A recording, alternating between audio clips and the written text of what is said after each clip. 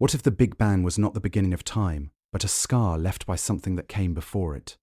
Not a metaphor, not a theological proposal, a formal question sitting in peer-reviewed physics, published by credentialed researchers at serious institutions and largely absent from the conversation the field has in public.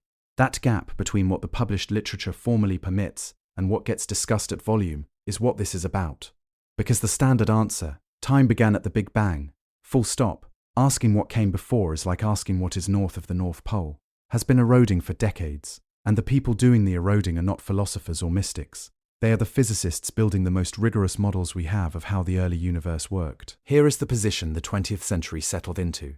Einstein's general relativity, which describes gravity and the geometry of spacetime with extraordinary precision across every scale we can test, traces the expansion of the universe backward to a singularity at t=0, infinite density, infinite temperature, a point where the equations produce numbers that are not physically meaningful, and the only clean response the classical framework offers is that time itself began at that moment.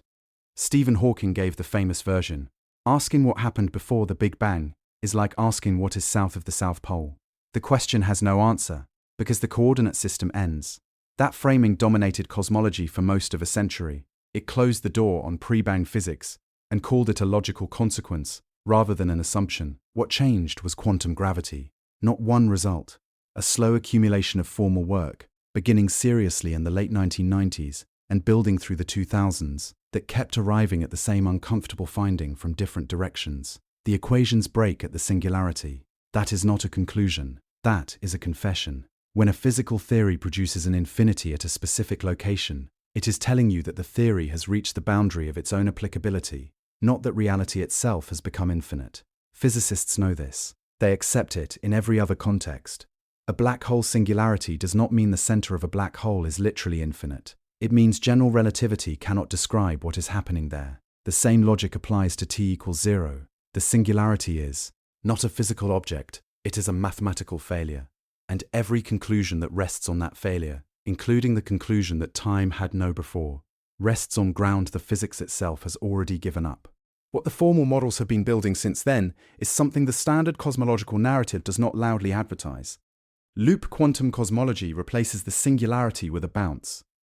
String theory describes pre-bang phases with their own causal structure. Cyclic models, developed by researchers including a physicist who helped write the inflationary consensus and then turned against it, place our Big Bang as one event in a sequence with no obvious first term. These are not the same as the original theory. They are not modifications to the edges. They are different answers to the central question, and the central question is whether the universe, and time with it, had a genuine beginning, or passed through the bang from something that already existed. The field knows this work exists. It engages with it in journals, in conference proceedings, in the footnotes of textbooks that still open with the sentence that time began 13.8 billion years ago. The public version of cosmology has not caught up, or perhaps it has decided not to. There is a professional asymmetry in these questions. The researchers who build careers on pre-bang physics are building on foundations the rest of the field may not accept, working on a problem that may not be testable in their lifetimes, asking a question that the dominant framework spent 50 years declaring meaningless. Staying quiet costs nothing. Following the question costs something real. What exactly are we claiming to know about whether time began, if the equations we would use to make that claim stop working at the precise moment we need them? That is not a rhetorical question. It is the question. And the answer the literature quietly contains is that we do not know. The honest answer has been sitting in the published physics for decades, and what it implies about the nature of time is not something the field discusses at volume. The Big Bang singularity is not a physical object. It is not a place. It is not a moment you could theoretically visit if you had the right equipment. It is a number. Specifically, it is the number you get when Einstein's equations for gravity and spacetime are pushed all the way back to t=0. That number is infinity. Infinite density. Infinite temperature, infinite curvature of spacetime. And here is what that actually means, not poetically, but technically. When a physical equation produces infinity as its answer, the equation has not described reality. The equation has broken. Infinity is not a measurement. It is a signal that the mathematical framework being used has hit the boundary of its own validity. That distinction matters more than almost anything else in this conversation, because the standard account of the Big Bang, the one in the textbooks, the one repeated in documentaries, the one used to anchor the claim that time itself began 13.8 billion years ago, is built on those equations. Einstein's general relativity is an extraordinary theory. It describes gravity and the curvature of space-time with a precision that has held up across every test we have been able to construct. It predicted gravitational waves before we had any instrument capable of detecting them. It described the bending of light around massive objects to a degree that required new measurement technology just to confirm. Across every scale we can probe, the theory works, except at the one moment it is most needed. At t=0, it does not produce a description of reality. It produces a breakdown. Before you can understand why this is a problem, you need to understand what the Planck scale is. There is a boundary in time, roughly 10 to the negative 43 seconds after the bang. That is 0.000 000 000 000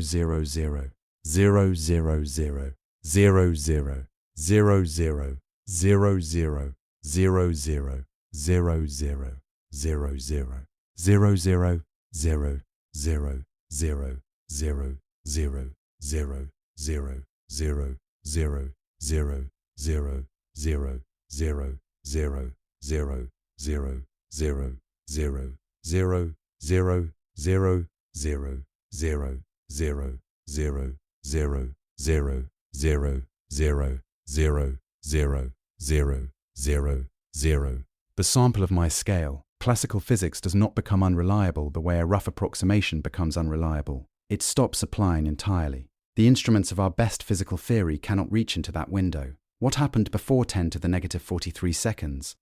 Seconds after the bang is not uncertain in the way that a measurement with a large error bar is uncertain. It is unknown in a harder sense. The theory itself declares it out of reach. And here is the question the textbooks skip.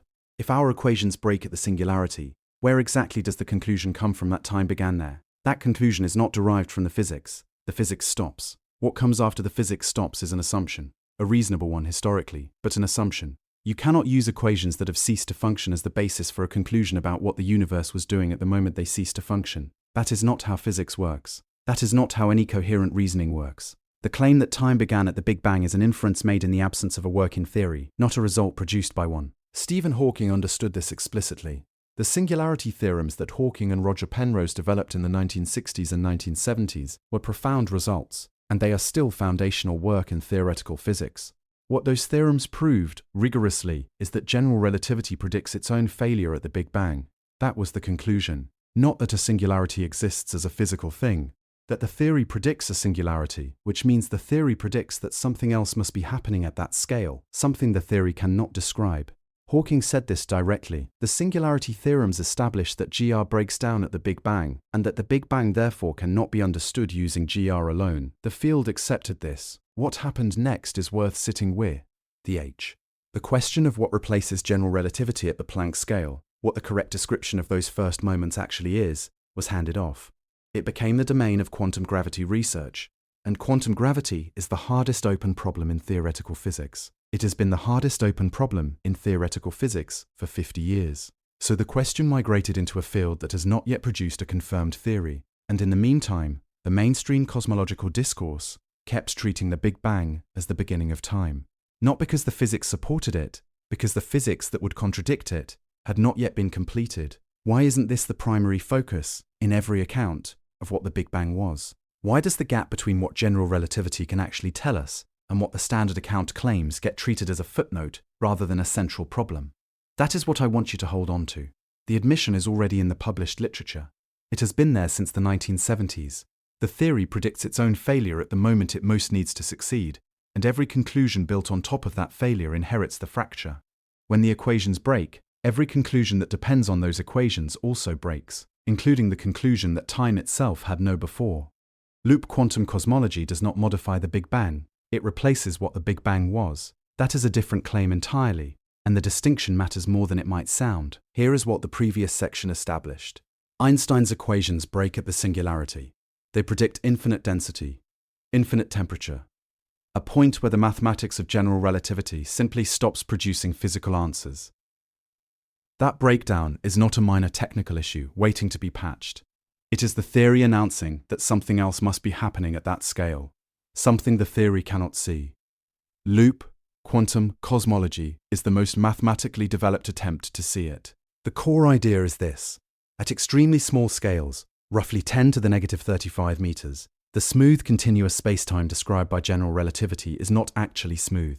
It is granular, discrete. It has a minimum unit, the way matter has atoms. You cannot compress space into smaller and smaller regions indefinitely, because there is a smallest region, and this has a consequence that changes everything about what the Big Bang was. When a contracting universe approaches what general relativity would call a singularity, it does not reach one. The granular structure of space-time at the Planck scale generates a repulsive effect. Quantum geometry pushes back. The compression reaches a maximum density, a specific finite value that the mathematics of Loop Quantum Cosmology can calculate, and then it reverses. The universe bounces. What we call the Big Bang is not an explosion from nothing. It is the moment the bounce reached its turning point, and expansion began. There is a maximum density in this framework. It does not depend on the specific details of the model. It is a feature of the quantum geometry itself. And at that density, the classical picture of a singularity is replaced by something physically coherent. A transition. A bounce. Now here is the question you should be sitting with. If the universe bounced, what was it bouncing from? The answer is direct. A previously contracting universe. A universe that existed before the bang, with its own physical history, its own causal structure, its own timeline running backward through the contraction toward the bounce point, and then forward into what we now call our universe. Time, in this picture, did not begin at the bang. It passed through it. The bang is not a wall. It is a floor. What does that mean for the question this series is asking? It means that our universe has a past we cannot directly observe, not because the past did not exist, because the quantum bounce scrambled the specific information about that prior phase in ways that make recovery difficult or impossible from our side. The prior universe is not hypothetical in the way that a multiverse bubble is hypothetical. It is the direct predecessor state in the same mathematical framework. It is where our universe came from, in the same sense that a bouncing ball came from being pressed against the floor. Here is my position on how this should be discussed. This is not settled physics. Loop Quantum Cosmology is a model. It has rigorous mathematics behind it. It has dedicated researchers working within it. It publishes in legitimate peer-reviewed journals, but it has not been confirmed by observation in a way that would force the rest of the field to accept it. That matters. I am not presenting this as established fact. What I am presenting is this. When you ask the field of quantum cosmology what its most developed formal answer to the question of the pre-bang universe is, the answer you get is Loop Quantum Cosmology, and the answer Loop Quantum Cosmology gives is a contracting universe that existed before ours. That is the institutional answer, from the researchers most technically equipped to produce one. And the answer involves a previous universe with a previous time. The implication that nobody states plainly in the same breath is this. If there was a previous universe, and that universe also arose from a bounce, and the universe before that also bounced, then the question of whether time began transforms. It is no longer a question about the Big Bang. The Big Bang is no longer even a candidate for the beginning of time. The question becomes whether the sequence of bouncing universes ever had a first one, whether there was an original contraction that had no predecessor, and that is a completely different question from anything the Standard Model was designed to address. The Standard Model does not have tools for it. The vocabulary of classical cosmology does not reach it. You could have an infinite sequence of bouncing universes, each one contracting from a prior expansion, each expansion beginning from a prior bounce.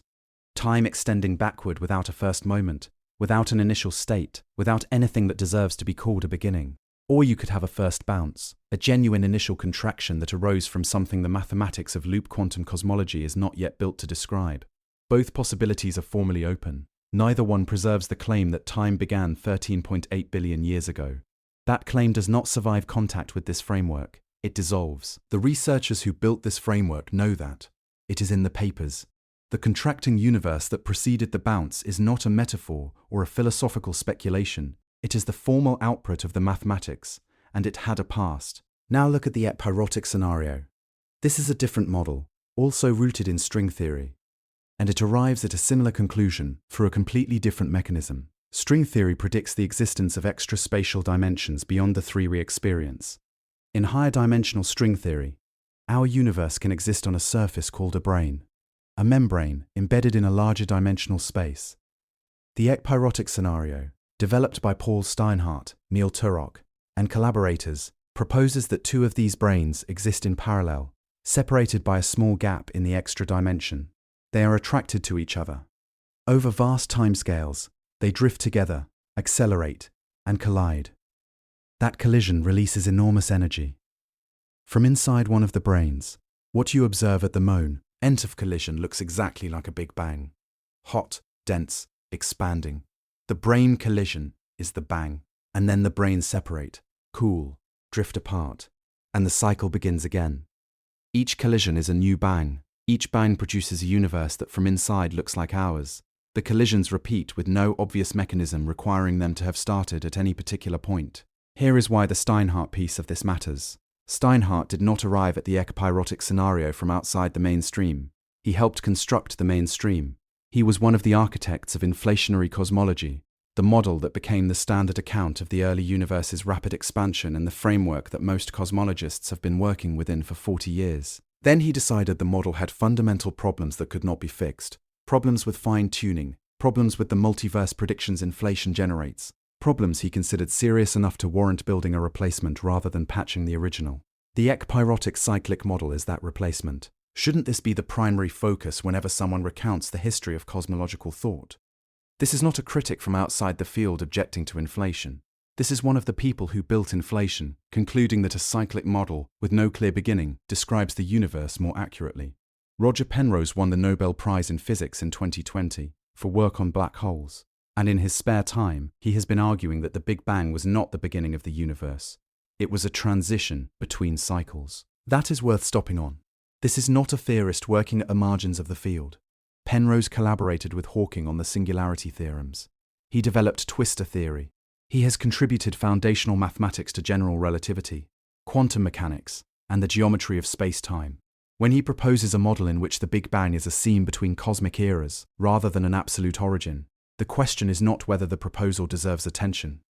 The question is why it hasn't forced a larger conversation. His model is called Conformal Cyclic Cosmology, CCC. The core argument runs like this. Our universe began in an extremely hot, dense, compressed state. It has been expanding ever since. In the very far future, the expansion continues, matter decays, black holes evaporate, and the universe approaches a state that is cold, empty, and geometrically smooth. No mass, no scale. And here is the part that carries all the weight. A universe with no mass has no way to measure distance or duration. The geometry becomes scale-free, and a scale-free geometry at the infinite future end of one universe is mathematically identical to the geometry at the Big Bang of the next. Not similar, identical. The same structure, expressed at radically different scales, but conformally equivalent in a way that allows one to transform into the other through a precise mathematical operation. The end of one aeon becomes the beginning of the next. Time does not terminate. It crosses a boundary and continues. Each full cycle of this process is what Penrose calls an aeon. Our entire observable universe, from the Bang 13.8 billion years ago to its eventual cold, empty endpoint, trillions of years from now, is one aeon. Before it was another aeon. Before that, another. The sequence extends backward without a first term. There is no initial moment in this picture. There is no creation event. There is a succession of eons, each one born from the geometric residue of the last, and time running continuously through all of them. Now, here is what separates CCC from most cosmological speculation. Penrose made a specific, testable prediction. If his model is correct, events in the previous eon should leave a physical imprint in our own. Specifically, when two supermassive black holes merge in the previous eon, they release an enormous burst of gravitational waves. Those waves propagate outward, and when the conformal boundary is crossed into the next eon, they should appear as faint circular patterns in the temperature of the cosmic microwave background.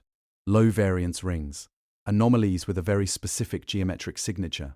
These patterns, if they exist, are not noise. They are a message written by physics in the previous universe, still legible in ours. Penrose and his collaborators looked at the CMB data and claimed to find them. Multiple papers were published. The patterns were identified in WMAP data and later in Planck data. The team argued the statistical significance was real. What does that mean if true? It means the oldest light we can observe carries the fingerprint of events that occurred before our Big Bang. It means the CMB is not just a record of our universe's infancy. It is a palimpsest, written over by our eon, but not fully erased. Other research teams looked at the same data. They did not find the same result. Their reanalyses, also published in peer-reviewed journals, concluded that the circular patterns Penrose identified were not statistically significant when tested against the right null hypothesis. The debate has not been resolved. It has been ongoing for over a decade, with methodological disagreements that go to the heart of how you test for subtle geometric patterns in noisy cosmological data. Here is what I want you to sit with. The argument is not about whether Penrose built the model correctly. Nobody is seriously disputing the mathematics. The argument is about whether the data already contains the evidence. Whether the signal is in the CMB right now, already collected, already sitting in the databases of multiple telescope surveys, waiting for the analytical method that settles the question. That is the state of the debate, not theoretical, observational. The disagreement is over what the actual measurements show. Why is that not the central story every time someone discusses whether time had a beginning? Two research teams, working with the same publicly available cosmological data, reach opposite conclusions about whether our CMB contains imprints from a previous universe. That controversy is running in the peer-reviewed literature, acknowledged by serious researchers at serious institutions. What is being debated in that controversy is not whether CCC is a serious theory. It is whether we have already found the evidence that time survived the bang.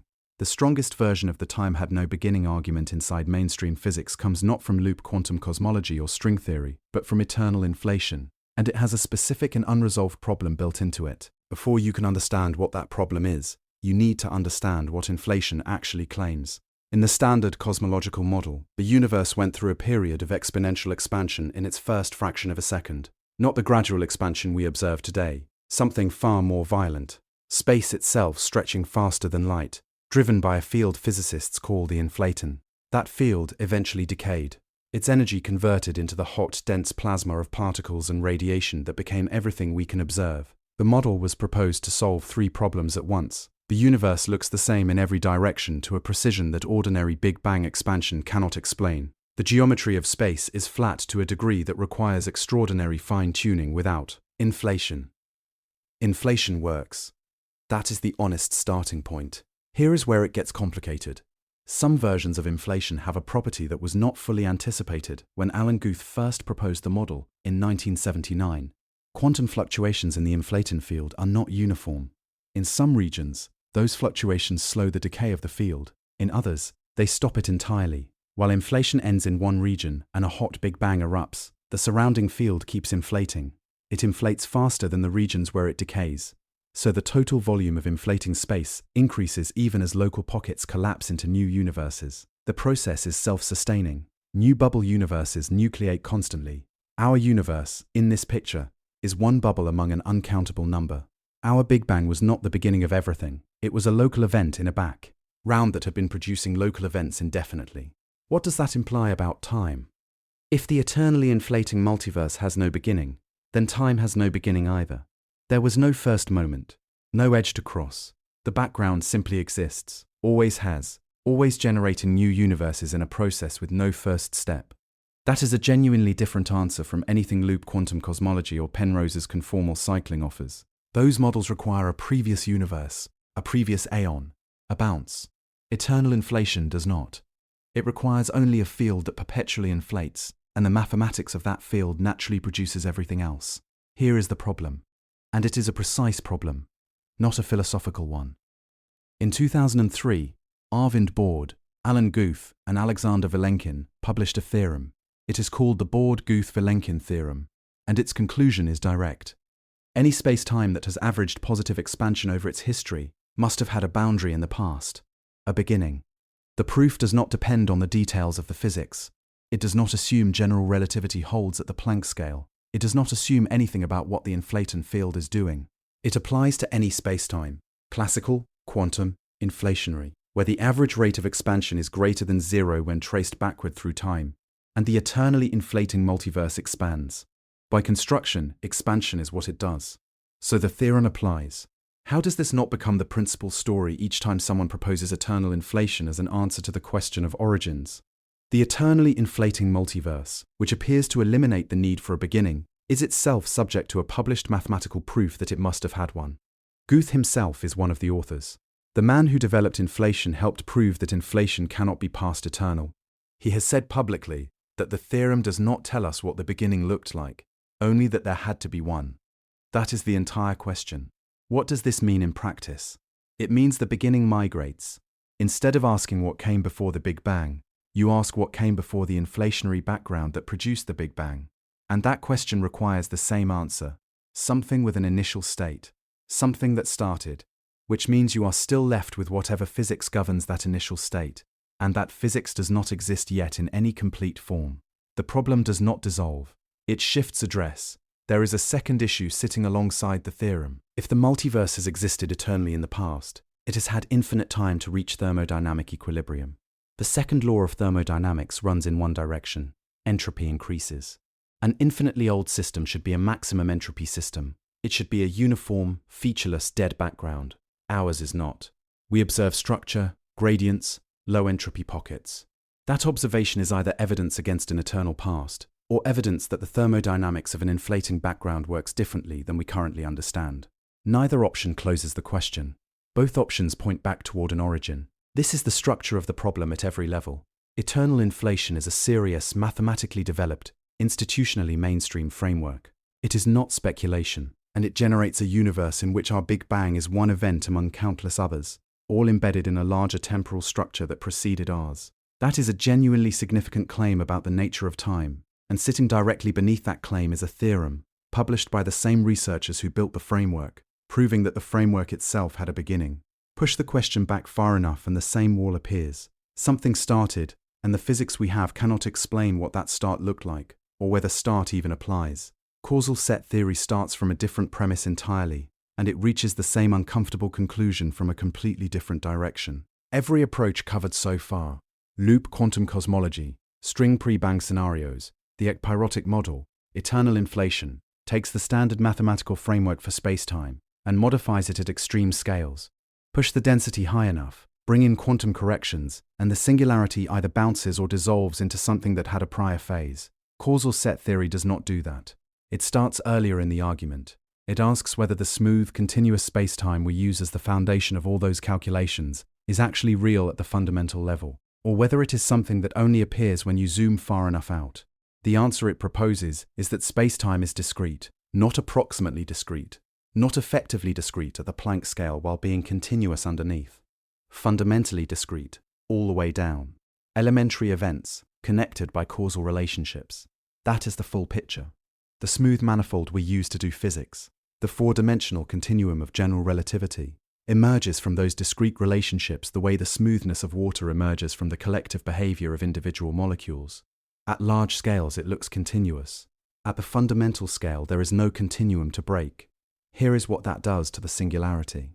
In the standard framework, the singularity is the point where the smooth continuum collapses, where the curvature of spacetime becomes infinite, which means the equation describing smooth spacetime has produced an output that the smooth continuum cannot accommodate. The equation predicts its own failure because the smooth manifold is being asked to do something smooth manifolds cannot do. In a causal set, that failure mode does not exist. There is no smooth manifold to become infinitely curved. There are causal relationships between discrete events, and those relationships have no built-in requirement to stop at a particular point in the past direction. The chain can extend backward. There is no mathematical wall. What does that mean for time? In the causal set picture, time is not a dimension of a continuous manifold. Time is the ordered succession of discrete events. Earlier and later are defined by causal relationships between those events. This one caused that one, so this one came before. That is the entire definition. And that succession has no formal requirement for a first term. You can ask what came before any given event in the chain, and the mathematics permits an answer. The question does not become meaningless at the Big Bang.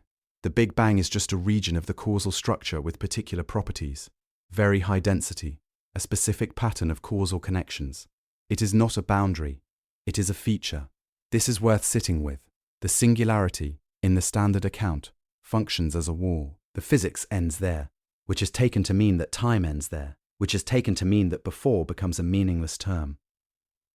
Causal set theory removes that wall, not by providing a detailed account of what is on the other side, but by changing the structure of the question. In a discrete causal structure, the wall was never load-bearing. It was a property of the continuum approximation, not of the underlying reality. Now here is what needs to be said clearly. Causal set theory is not as developed as Loop Quantum Cosmology. It does not have the same density of results, the same number of researchers, the same level of institutional investment. String theory has entire departments. LQC has dedicated programs at multiple universities. Causal set theory has a smaller community and fewer published results, and the connection between the discrete causal structure and the standard physics we know works at large scales is not fully worked out. That is a real limitation. But that is exactly why it matters for this question. Even the least institutionally developed serious alternative to the standard cosmological account, the one with the fewest resources and the smallest community, arrives at the same place. The singularity is not a fundamental feature of reality. It is a feature of a particular mathematical description that fails at the scale where that description stops being accurate. What replaces it, in this framework as in every other, permits a past. Not necessarily a past we can reconstruct, not necessarily a past we can observe, but a past that the mathematics does not prohibit and does not require to be absent. Every serious alternative to the standard account that quantum gravity has produced, from different starting points, using different mathematics, developed by different researchers, arrives at a universe with a past the standard model cannot see. The question of what came before the Big Bang is not permanently outside the reach of observation. That is not a reassuring statement about the distant future. It is a description of where the physics stands right now. We have an instrument, we have data, and we have formal, peer-reviewed predictions from multiple pre-Bang models about what that data should contain if those models are correct. The question is whether our current measurements are precise enough to see it. The honest answer is that we are close, not there, and the gap between close and there is closing. The cosmic microwave background is radiation from 380,000 years after the Big Bang.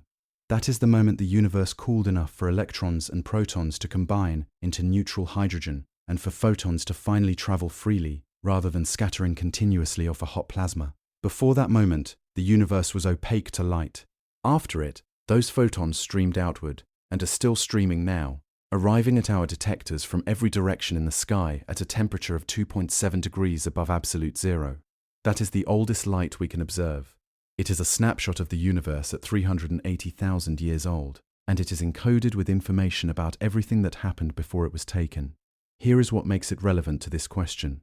Different pre-Bang models make different specific predictions about the structure of that snapshot.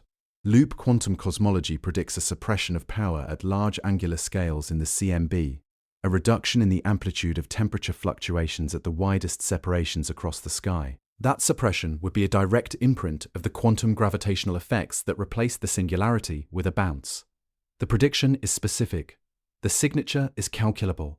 And when researchers compare it against the existing Planck satellite data, the suppression is there. It is there at the level you would expect if LQC is correct. It is also there at a level that could, with current data, be statistical noise. That is the problem. The signal and the noise overlap. The instrument is not sharp enough to separate them cleanly. Roger Penrose's Conformal Cyclic Cosmology makes a different prediction. If the universe cycles through eons, supermassive black hole mergers in the previous eon would generate gravitational wave signals that bleed through the conformal boundary into ours, leaving faint circular rings of temperature variation in the CMB. Penrose and collaborators have looked for those rings. They reported finding them. Other researchers reanalyzed the same data using different statistical methods and found no significant signal. That dispute is not resolved. What it tells you is that the question is genuinely being asked against real data, and the answer is not yet readable from what we have. String pre-Bang scenarios predict something different again. The pre-Bang phase in those models would generate a background of gravitational waves with a distinctive spectral shape, a signature that differs from what standard inflationary models predict. That background would leave a polarization imprint on the CMB, specifically in what physicists call B-mode polarization. Next-generation CMB experiments are being designed with the explicit purpose of measuring B-mode polarization at higher sensitivity than anything that currently exists. Those experiments are not being designed in ignorance of pre-Bang models. The predictions are built into the science case for the instruments. Researchers designing those detectors are, formally and explicitly, asking whether the pre-Bang scenarios leave a measurable mark. That is not a fringe activity happening at the edge of the field. It is funded research. And here is what that means. 30 years ago, asking what came before the Big Bang was considered a category error. The question was not scientifically meaningful because the standard model had no framework to address it. Today, the teams building the next generation of CMB detectors have written into their scientific justifications the possibility that those detectors will constrain pre-bang cosmology. The question migrated from philosophy to physics, and then from theoretical physics to observational physics, within a single generation of researchers. None of the predictions have been confirmed. That is the honest position. The marginal signals in existing data are genuinely marginal. Some appear in the data at levels consistent with the predictions. None appear at a level sufficient to shift consensus. What we are looking at is a situation where the theories are ahead of the instruments, and the instruments are catching up. The CMB contains everything that was happening 380,000 years after the bang, and if the pre-bang models are right, it contains echoes of what was happening before the bang, written into the statistical structure of the temperature map in ways that are currently at the edge of what we can resolve. That edge is moving. The Simons Observatory is operating. CMBS-4 is in development. Each generation of instrument narrows the gap between what the theories predict and what the measurements can confirm or rule out. Ruling out is also progress. If the LQC power suppression signal disappears at higher sensitivity, that is a result. If the CCC rings fail to emerge from cleaner data, that is a result. The models will survive, or they will not. But the test is coming, and that is a fundamentally different position from where the field was at the end of the 20th century, when the question itself was considered meaningless. We are not waiting for a better theory, we are waiting for instruments sensitive enough to read the imprint that the various theories agree should be there. Gravitational waves pass through everything. That is not a poetic statement. That is a measurable physical property that makes gravitational waves different from every other signal we use to study the universe. Light interacts with matter. It scatters, absorbs, reflects. A dense enough plasma stops light completely. Gravitational waves do not stop. They move through stars, through planets, through the entire observable universe, barely altered. The interaction is so weak that detecting them at all required instruments capable of measuring displacements smaller than a proton. That weakness is exactly what makes them valuable. Here is the problem with light as a tool for studying the early universe. For the first 380,000 years after the Big Bang, the universe was a hot, dense plasma. Photons could not travel freely through it. They scattered continuously off charged particles, trapped in a medium too opaque to cross. What we call the cosmic microwave background is the light released at the moment that plasma cooled enough for atoms to form and photons to finally move. That moment is a wall. Every light-based telescope we have, pointed at the furthest thing we can possibly see, hits that wall. What happened before 380,000 years is behind it. Gravitational waves were not stopped by that plasma. Any gravitational wave produced before, during, or long before the bang would have passed through the early universe without absorption. It would still be traveling now, moving through this room. LIGO changed what we thought was possible. The detections beginning in 2015 confirmed that gravitational waves are real, measurable, and carry specific information about the events that produce them. Merging black holes, colliding neutron stars. These are the sources LIGO has identified. Each detection carries a characteristic frequency and amplitude tied to the masses and velocities involved. What LIGO has not detected is something called the stochastic gravitational wave background. Think of it as the accumulated signal from every gravitational wave source across all of cosmic history, arriving simultaneously from every direction, overlapping into a kind of low hiss. Separating signal from noise at that level is beyond current detector sensitivity, but not beyond future detector sensitivity. VITI. And here is the question that matters. What exactly is in that background, and how far back does it go? Different origins produce different spectral shapes. That is the key point. A gravitational wave background from merging black holes throughout cosmic history has a specific frequency distribution. A background produced during inflation has a different one. A background produced by pre-bang physics, by the contracting universe that preceded a quantum bounce, or by the string-scale dynamics before the Big Bang transition, has a different shape again. String pre-bang scenarios specifically predict what physicists call a blue-tilted spectrum, meaning more power concentrated at higher frequencies. That is a distinctive prediction. It differs measurably from what standard inflationary models produce. If you could resolve the spectral shape of the stochastic background with enough precision, you could in principle read which class of models produced it. You would be reading a signal from before the bang. The space-based LISA mission, scheduled for launch in the 2030s, is designed to operate at frequencies current ground-based detectors cannot reach. Next-generation ground arrays under development will extend sensitivity in other frequency ranges. These instruments are not being built as abstract physics projects. Researchers building them are doing so with specific pre-bang predictions in mind. The sensitivity required to test those predictions is the sensitivity being engineered into the hardware. That is not a coincidence. It reflects a formal acknowledgement inside the observational community that the question of pre-bang physics is not permanently inaccessible. It is a question of instrument resolution. Now look at what happened in 2023. The European Pulsar Timing Array published results showing they had detected a gravitational wave background at nanohertz frequencies. Pulsar timing arrays work differently from interferometers like LIGO. They use the precise clockwork behavior of millisecond pulsars distributed across the galaxy, measuring tiny perturbations in the timing of pulsar signals caused by passing gravitational waves. The 2023 signal was real.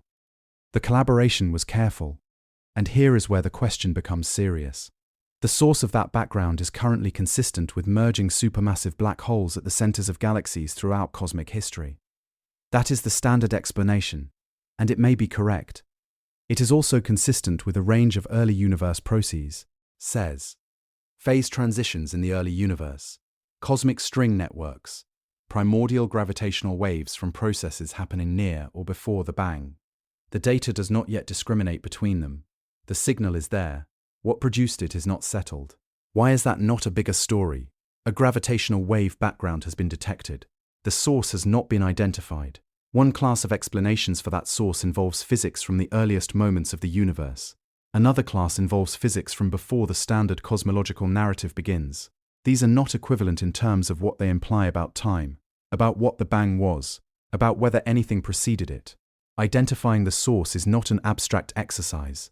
It is the specific observational step that could formally constrain whether our Big Bang was a beginning or a transition. The question of whether time began is not sitting in a philosophy seminar. It is sitting in the data from a pulsar timing array, waiting for the resolution that better instruments and longer observation baselines will provide. The discrimination is coming, and when it arrives, some of these models will be ruled out, and some will not. And whatever survives will have told us something specific about what was happening before the bang. Every formal model of pre-bang physics eventually forces a question that physics alone cannot answer. Not because physics is inadequate, because the question itself reaches a layer where the tools of physics and the tools of philosophy are pointing at the same wall from opposite sides. Every bounce model, every cyclic model, every pre-bang string scenario eventually asks, if there was a universe before ours, what determined its initial conditions? And if the answer is a prior universe, what determined that one? At some point either the chain has a first link, or it does not. Both of those answers have serious problems, and the field has not resolved either one. Here is the first problem. If the past is infinite, if the sequence of universes, or bounces, extends backward without limit, then you have what physicists call an eternal past. And an eternal past produces a specific thermodynamic difficulty. In a closed system, with infinite time behind it, entropy should have already reached its maximum. The universe should be in thermal equilibrium, dead, featureless. It is not. You are watching this, which means something. The universe is structured, energetic, and far from equilibrium. That is not consistent with an eternal past in the ordinary thermodynamic sense. You cannot simply say, the chain goes back forever, and leave it there. The physics asks why the universe is not already worn out. Here is the second problem. If the past is finite, if there was a first universe with no predecessor, then something existed in a state that was not caused by anything prior. That is the definition of an uncaused initial condition. Physics is very uncomfortable with those. Every equation in our toolkit describes how one state of a system evolves into another. What determines the first state? This is not a theological question dressed in physics language. It is a genuine formal gap. The Borde-Guth-Vilenkin theorem makes it sharper. Published in 2003, it showed that any spacetime with a positive average expansion rate over its history must have a past boundary, must have had a beginning. That result applies even to eternally inflating multiverses. You push the question back to eternal inflating ion, and the theorem follows it there. What does that tell you? The boundary moves. The question does not disappear. Now here is where the philosophy enters not as an alternative to physics, but as something the physics itself produces. One serious response to both problems is the block universe. This is not fringe thinking. It follows directly from special relativity, which treats time as a dimension rather than a process. In the block universe picture, past, present, and future all equally exist as a four-dimensional structure. Nothing flows. nothing begins. What you experience as the passage of time is a feature of your position inside the structure, not a feature of the structure itself. Earlier and later are relations between events. They are not a movie playing forward. If that picture is correct, then asking whether time began is like asking whether the number line has a leftmost number. The questi on assumes a process that is not actually happening. Why is that not the headline when people discuss the nature of time? That framework has been sitting inside relativistic physics for over a century, and it fundamentally changes what we are asking when we ask whether time had a beginning. Julian Barbour goes further. His position is that time is not even fundamental. It is an emergent approximation. At the quantum scale, on the scales where quantum gravity operates, time as a continuous directional dimension may simply dissolve. What remains is a configuration space, a space of possible quantum states. What we experience as the flow of time is a pattern in that space, a correlation between configurations that our minds interpret as sequence. There is no clock ticking beneath it all. There is no river. There is only structure, and the experience of sequence arises from how that structure is arranged. Here is my position on that. Barbour is not writing poetry. He is deriving consequences from formal physics, and the consequence he is deriving is not a minor revision. It is the removal of the concept of time from the fundamental description of reality, not the start of time, the concept itself. Before you dismiss that as too extreme, consider what Loop Quantum Cosmology does to time at the Planck scale. It replaces continuous space-time with discrete quantum structure. Smooth time, the kind that has a definite direction and can be said to begin, is an approximation that holds at large scales and breaks down at small ones. String theory's pre-bang scenarios operate in regimes where the ordinary notion of time becomes ambiguous. Penrose's Conformal Cyclic Cosmology eliminates the boundary between the end of one temporal sequence and the beginning of the next. All of these theories, from entirely different starting points, arrive at the same erosion. The classical picture of time as a continuous, flowing, directable quantity that either has or does not have a start turns out to be a description that works in the middle of the story and fails at the edges. And here is the dark part. We have been asking whether time began as if time is the kind of thing that can begin, as if the word itself is stable enough to carry that question. Every serious attempt to build a theory of quantum gravity has arrived at the same place. The classical concept of time is an approximation, and what lies beneath it does not obviously have a beginning. The gap between what the published physics formally says about time's beginning and what the field discusses at volume is not a gap in the evidence. It is a gap in the culture, and that gap is worth examining the same way you would examine any anomaly, not as proof of wrongdoing, but as data about how institutions behave when a question becomes structurally inconvenient. Here is what the institutional landscape actually looks like.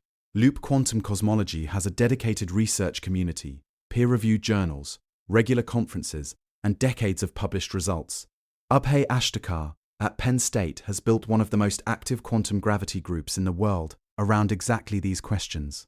Roger Penrose holds a Nobel Prize in Physics, won in 2020, and his primary theoretical project for the last 15 years has been Conformal Cyclic Cosmology, the formal argument that our Big Bang was a transition between eons, not a beginning. Paul Steinhardt holds a named chair at Princeton. He helped build the inflationary model that became the standard cosmological account, decided it was insufficient, and has spent years developing a cyclic alternative that places our universe inside a sequence of collisions with no identifiable first one. These are not marginal people. These are not fringe journals. The mathematics behind these models has been checked, challenged, refined, and published in the same venues where the rest of cosmology is settled. And yet, pick up any cosmology textbook written in the last decade. The Big Bang is the beginning of time, 13.8 billion years ago. Full stop.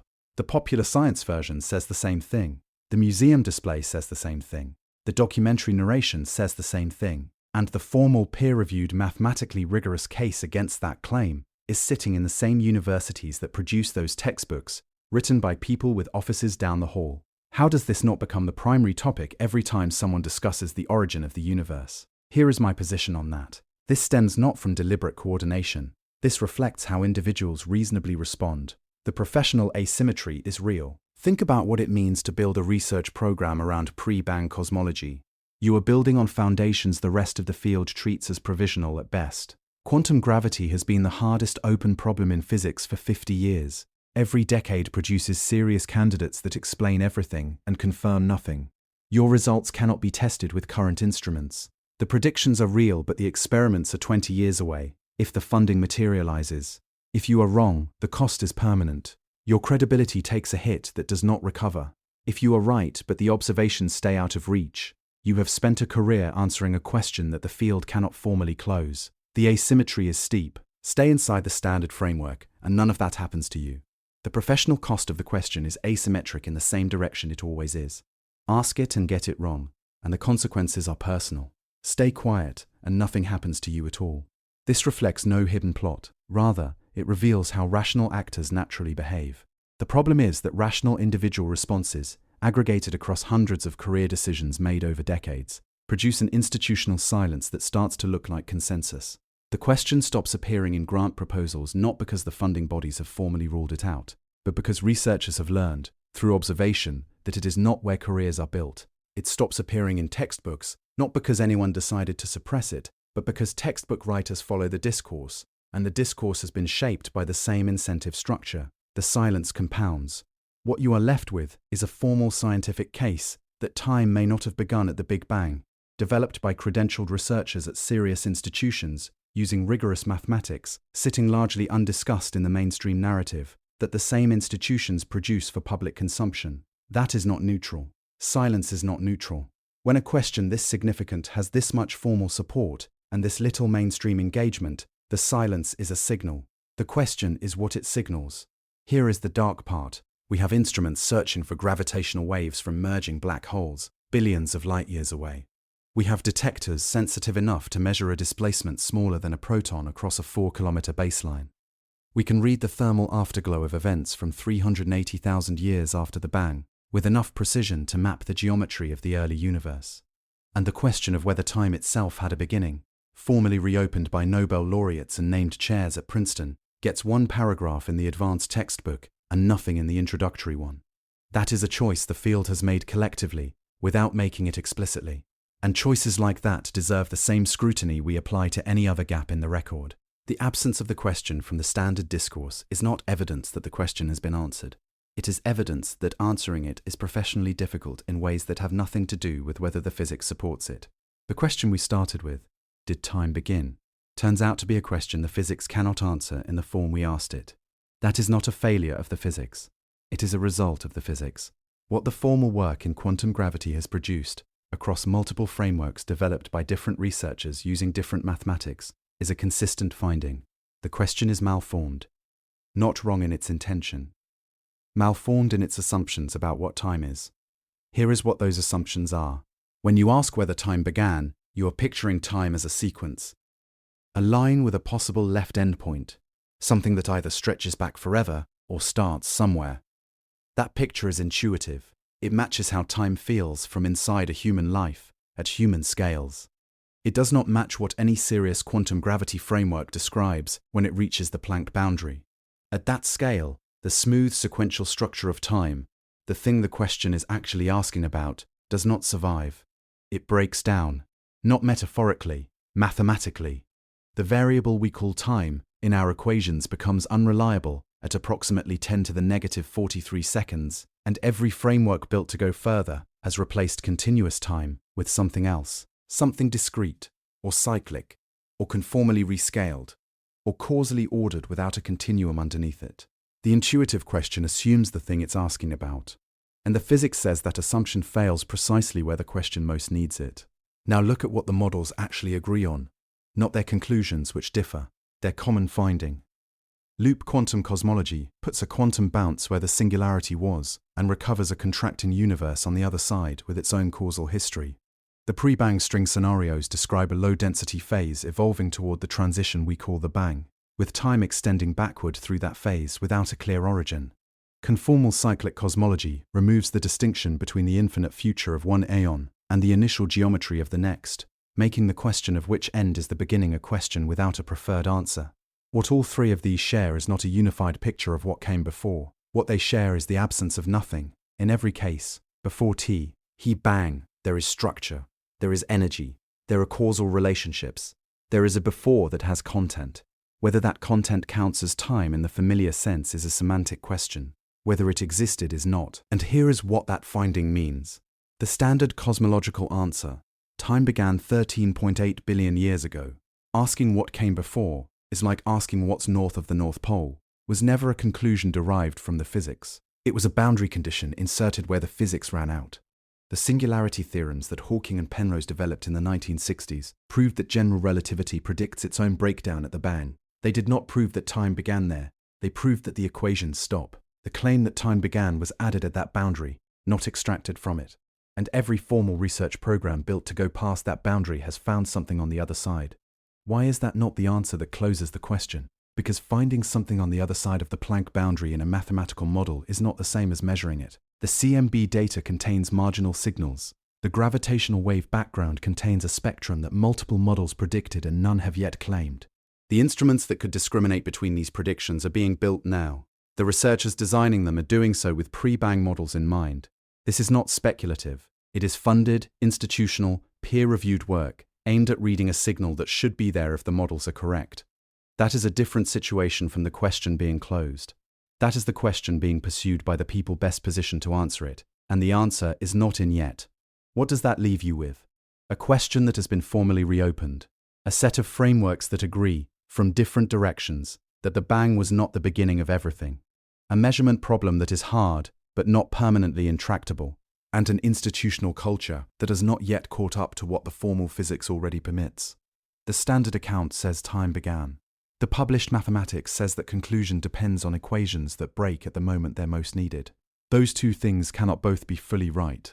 What the physics has established, through decades of formal work in quantum gravity, is that the answer we thought we had was not an answer. It was the place where our equations ran out, and what lies beyond that boundary is still being written.